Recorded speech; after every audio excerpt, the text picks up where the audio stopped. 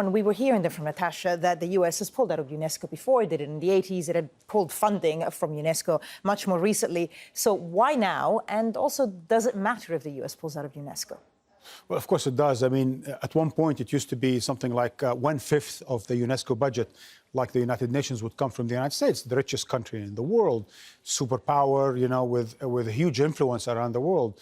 And UNESCO, of course, served American interest, as the Secretary General of the UNESCO said, in terms of education in Afghanistan, Libya, Iraq, wherever the United States creates a mess, the UNESCO goes out there, tries to clean the mess by educating people for moderation against extremism and so on and so forth. But clearly, the American president does not miss a chance to humiliate his allies. Because, you know, at the end of the day, UNESCO is hosted in Paris. France makes sure that the UNESCO will remain to be a very, you know, vibrant, important, educational, heritage-type organization and so on and so forth. Just like President Trump humiliated the Germans on a number of fronts, the French on climate change, probably next on the Iran deal, now in the UNESCO.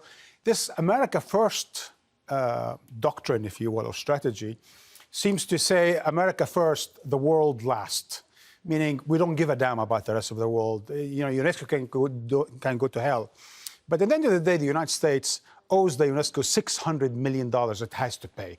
And I think they're trying to probably get away with that, as well as, you know, create those false pretenses that the UNESCO is against Israel, because the UNESCO called Palestinian sites Palestinian. For many, this is quite hypocritical. Let's now go to our main story, actually. Speaking of Palestinian sites, Palestinian territories, we're hearing that the two factions, Fatah and Hamas, have reconciled in some way. As we were hearing from Harry Fawcett in Ramallah, still a lot of details, a little bit obscure on key issues. But what has been your sense of this? A step in the right direction, but could this really lead to political unity? You know, Barbara, they say necessity is the mother of all inventions. And clearly, there's a necessity for both Palestinian main factions to reach a deal, because both factions have come to a dead end. The Fatah faction and President Abbas, in the diplomatic process with Israel and the United States, that came to a dead end 24 years after the Oslo process. And Hamas has come to a dead end in the Gaza Strip, completely incarcerated, completely bankrupt. It's just its administration of Gaza is not working. Its strategy of resistance is not working. And this whole division among the Palestinians is really counterproductive for both factions and certainly for the rest of the Palestinian people. So, necessity being the mother of all inventions, they are really inventing all the right justifications for why they're going to make a deal 10 years after they went into this conflict in Gaza over who rules Gaza.